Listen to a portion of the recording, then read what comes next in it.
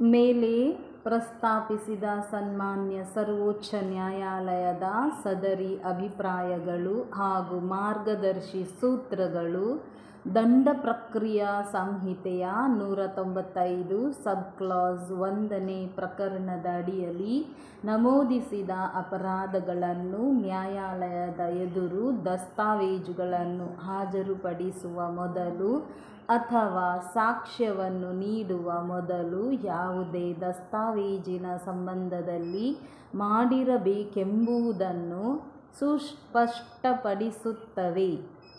ತರುವಾಯ 195 ಸಬ್ ಕ್ಲಾಸ್ 1 ಸಬ್ class B ಸಬ್ class 2ನೇ ಪ್ರಕರಣದಡಿಯಲ್ಲಿನ ನಿಷೇಧವನ್ನು ಅನ್ವಯಿಸಲಾಗುವುದಿಲ್ಲ. ಆದ್ದರಿಂದ ಕಪಟದಿಂದ ಸ್ಪಷ್ಟನೆ ಮಾಡಿರುವಂಥ ದಸ್ತಾವೇಜುಗಳನ್ನು ಸಾಕ್ಷ್ಯದ ರೂಪದಲ್ಲಿ ಸಲ್ಲಿಸುವಾಗ ನ್ಯಾಯಾಲಯದ ಮುಂದೆ ಹಾಜರುಪಡಿಸುವ ಮೊದಲು ಖಾಸಗಿ ದೂರನ್ನು ಬಾಧಿತ ಪಕ್ಷಕಾರನು ನಿರ್ವಹಿಸಬಹುದೆಂದು ಸ್ಪಷ್ಟವಾಗಿ ನಿರೂಪಿಸದೆಯೂ ಹಾಗೆ ಮಾಡಬಹುದಾಗಿರುತ್ತದೆ. ಅಲ್ಲದೆ ಸದರಿ ದಸ್ತಾವೇಜುಗಳನ್ನು ಹಾಜರುಪಡಿಸಿದ ತರುವಾಯ ದಸ್ತಾವೇಜುಗಳು ನ್ಯಾಯಾಲಯದ ಅಭಿರಕ್ಷೆಯಲ್ಲಿರುವಾಗ ದಸ್ತಾವೇಜುಗಳನ್ನು ಹಾಳು ಮಾಡಿದರೆ ಅಥವಾ ನಕಲು ಮಾಡಿದರೆ ಅಥವಾ ಕಪಟದಿಂದ ಸ್ಪಷ್ಟನೆ ಮಾಡಿದರೆ ಹಾಗೂ ಅಂಥ ಸಂದರ್ಭಗಳ ಅಡಿಯಲ್ಲಿ ದಸ್ತಾವೇಜುಗಳನ್ನು ಸಾಕ್ಷ್ಯದ ರೂಪದಲ್ಲಿ ನೀಡಿದ್ದಲ್ಲಿ ಅಂಥ ಸಂದರ್ಭಗಳ ಅಡಿಯಲ್ಲಿ ದಂಡ ಪ್ರಕ್ರಿಯಾ ಸಂಹಿತೆಯ 195 ಸಬ್ ಕ್ಲಾಸ್ 1 ಸಬ್ ಕ್ಲಾಸ್ ಬಿ ಸಬ್ ಕ್ಲಾಸ್ 2ನೇ ಪ್ರಕರಣದ ಅಡಿಯಲ್ಲಿನ ನಿಷೇಧವನ್ನು ಅನ್ವಯಿಸಲಾಗಿರುತ್ತದೆ ಹಾಗೂ ಇಂತಹ ಸಂದರ್ಭಗಳಲ್ಲಿ 463 ಅಥವಾ 471 ಅಥವಾ 475 ಅಥವಾ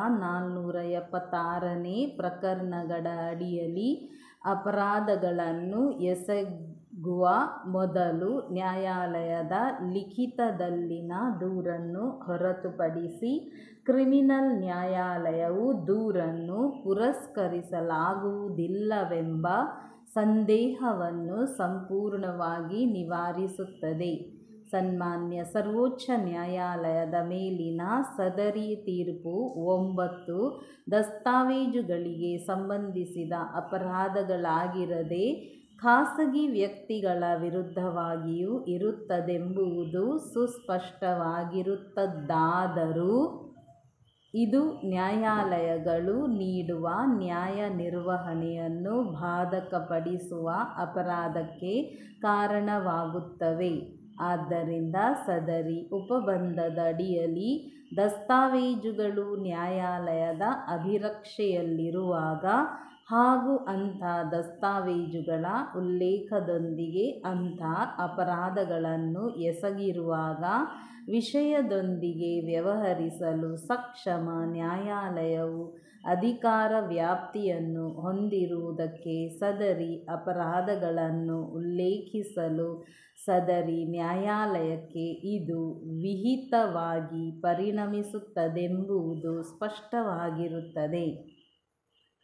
ನೆಕ್ಸ್ಟ್ ಪ್ಯಾರಾ. ನಾನು ಈಗಾಗಲೇ ಹೇಳಲಾದಂತೆ ಅರ್ಜಿದಾರರ ಪರ ಮಾನ್ಯ ನ್ಯಾಯವಾದಿಗಳು ಯಾವುದೇ ಸಿವಿಲ್ ನಡವಳಿಗಳನ್ನು ಸಲ್ಲಿಸುವ ಮೊದಲು ದಸ್ತಾವೇಜುಗಳನ್ನು ನಕಲು ಮಾಡಿದ್ದರೆ ಅಥವಾ ಹಾನಿಪಡಿಸಿದ್ದರೆ ಅಂಥ ವಿವಾದಿತ ದಸ್ತಾವೇಜುಗಳ ಆಧಾರದ ಮೇಲೆ ಖಾಸಗಿ ಫಿರ್ಯಾದನ್ನು ಸಲ್ಲಿಸಲಾಗುವುದಿಲ್ಲ. ಒಂದು ವೇಳೆ ಅವುಗಳನ್ನು ನೀಡಲಾದ ಸಾಕ್ಷ್ಯದಲ್ಲಿ ಬಳಸಿದ್ದಲ್ಲಿ ತರುವಾಯ ಸ್ವತಃ ಸಿವಿಲ್ ನ್ಯಾಯಾಲಯವು ಅದನ್ನು ಗಮನಕ್ಕೆ ತೆಗೆದುಕೊಳ್ಳಬೇಕಾಗುತ್ತದೆ ಹಾಗೂ ಅಂಥ ಕ್ರಿಮಿನಲ್ ಅಪರಾಧಗಳೊಂದಿಗೆ ವ್ಯವಹರಿಸಲು ಸಕ್ಷಮ ನ್ಯಾಯಾಲಯವು ಹೊಂದಿರುವ ಅಧಿಕಾರ ವ್ಯಾಪ್ತಿಗೆ ಫಿರ್ಯಾದನ್ನು ಉಲ್ಲೇಖಿಸಬೇಕೆಂದು ವಾದಿಸಿ ಸನ್ಮಾನ್ಯ ಸರ್ವೋಚ್ಚ ನ್ಯಾಯಾಲಯದ ತೀರ್ಪು ಹಾಗೂ ಉಪಬಂಧವನ್ನು ಭಿನ್ನಗೊಳಿಸಲು ಪ್ರಯತ್ನಿಸಿರುತ್ತಾರೆ. ಆದರೆ ಮಾನ್ಯ ವಕೀಲರ ಸದರಿ ವಾದವನ್ನು ಒಪ್ಪಿಕೊಳ್ಳಲಾಗುವುದಿಲ್ಲ. 195 ಸಬ್ ಕ್ಲಾಸ್ 1 ಸಬ್ ಕ್ಲಾಸ್ ಬಿ ಸಬ್ ಕ್ಲಾಸ್ 2ನೇ ಪ್ರಕರಣವನ್ನು ಸರಿಯಾಗಿ ಹಾಗೂ ಅರ್ಥವತ್ತಾಗಿ ಪರಿಭಾಷಿಸಿದಲ್ಲಿ ಅಂಥ ಅಪರಾಧಗಳನ್ನು ಅಂಥ ದಸ್ತಾವೇಜುಗಳನ್ನು ಹಾಜರುಪಡಿಸಿದ ತರುವಾಯ ಅಥವಾ ನ್ಯಾಯಾಲಯದ ಮುಂದೆ ಸಾಕ್ಷ್ಯವನ್ನು ನೀಡುವ ಸಮಯದಲ್ಲಿ ನ್ಯಾಯಾಲಯದ ಮುಂದೆ ತರಲೇಬೇಕೆಂದು ಯಾರಿಗಾದರೂ ಅರ್ಥವಾಗುತ್ತದೆ. Next para. ಸದರಿ ದಸ್ತಾವೇಜುಗಳನ್ನು ಹಾಜರುಪಡಿಸುವುದಕ್ಕೆ ಮೊದಲು ಹಾಳಾದ ಅಥವಾ ನಕಲು ಮಾಡಿದಂಥ ದಸ್ತಾವೇಜುಗಳನ್ನು ನ್ಯಾಯಾಲಯದ ಮುಂದೆ ಹಾಜರುಪಡಿಸಲಾದಂತೆ ಕೆಲವೊಮ್ಮೆ ಸಿವಿಲ್ ನ್ಯಾಯಾಲಯದ ಮುಂದೆ ಹಾಜರುಪಡಿಸುವಾಗಲೂ ಹೀಗಾಗಿರಬಹುದು. ಸಿವಿಲ್ ನ್ಯಾಯಾಲಯಕ್ಕೆ ದಸ್ತಾವೇಜುಗಳನ್ನು ಹಾನಿ ಮಾಡಲಾಗಿದೆಯೆಂದು ಕಂಡುಬಂದಿದ್ದಾಗಿಯೂ ನ್ಯಾಯಾಲಯದ ಮುಂದೆ ಹಾಜರುಪಡಿಸುವುದಕ್ಕೆ ದಸ್ತಾವೇಜುಗಳನ್ನು ಹಾನಿ ಮಾಡಲಾಗಿದೆಯೆಂದು ಕಂಡುಬಂದಿದ್ದಾಗಿಯೂ ನ್ಯಾಯಾಲಯದ ಮುಂದೆ ಹಾಜರುಪಡಿಸುವುದಕ್ಕೆ ಮೊದಲು ಅಥವಾ ಹಾಜರುಪಡಿಸಿದ ತರುವಾಯ ಅಂಥ ದಸ್ತಾವೇಜುಗಳನ್ನು ನಕಲು ಮಾಡಲಾಗಿದೆಯೇ ಎಂಬಂತೆ ಇದು ತೀರ್ಪನ್ನು ನೀಡುವ ಸ್ಥಿತಿಯಲ್ಲಿರುವುದಿಲ್ಲ.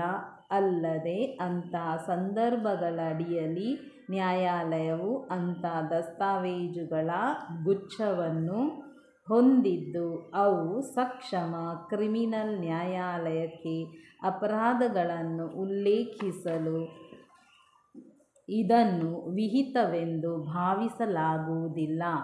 ಇಂತಹ ಸಂದರ್ಭದಲ್ಲಿ ಸಿವಿಲ್ ನ್ಯಾಯಾಲಯವು ಸಕ್ಷಮ ಸಿವಿಲ್ ನ್ಯಾಯಾಲಯಕ್ಕೆ ಫಿರ್ಯಾದನ್ನು ಉಲ್ಲೇಖಿಸದಿದ್ದಲ್ಲಿ ಈ ದಸ್ತಾವೇಜುಗಳನ್ನು ನಕಲು ಮಾಡಿದ ಅಥವಾ ಹಾನಿ ಮಾಡಿದ ಕಾರಣದಿಂದ ಬಾಧಿತರಾದ ವ್ಯಕ್ತಿಯನ್ನು ನ್ಯಾಯಾಲಯದ ಮುಂದೆ ಹಾಜರುಪಡಿಸುವ ಮೊದಲು ಯಾವುದೇ ಪರಿಹಾರವಿಲ್ಲದೆ ಹಾಜರುಪಡಿಸುವಂತಿರುವುದಿಲ್ಲ.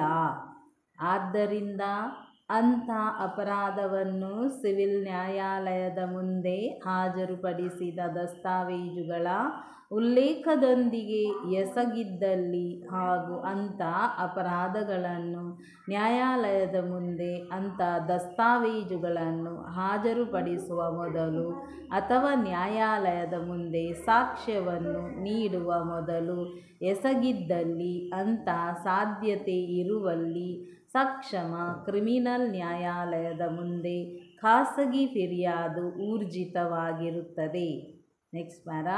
ಈ ಸಂಬಂಧದಲ್ಲಿ ನಾನು ಮತ್ತೊಂದು ಉದಾಹರಣೆಯನ್ನು ನೀಡಲು ಇಚ್ಛಿಸುತ್ತೇನೆ.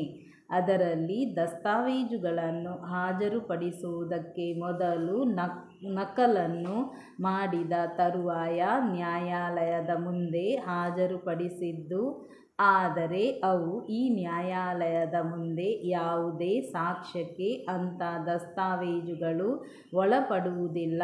ಸಿವಿಲ್ ನ್ಯಾಯಾಲಯದ ಎದುರು ಅಂಥ ದಸ್ತಾವೇಜುಗಳಿಗೆ ಉಲ್ಲೇಖದೊಂದಿಗೆ ಎಸಗಿದ ಅಂಥ ಅಪರಾಧಗಳಿಂದ ಯಾವುದೇ ತೊಂದರೆಯನ್ನು ಅನುಭವಿಸುವಂಥ ಪಕ್ಷಕಾರನು ಸಕ್ಷಮ ನ್ಯಾಯಾಲಯದ ಎದುರು ಖಾಸಗಿ ದೂರನ್ನು ದಾಖಲಿಸಬಹುದಾಗಿರುತ್ತದೆ.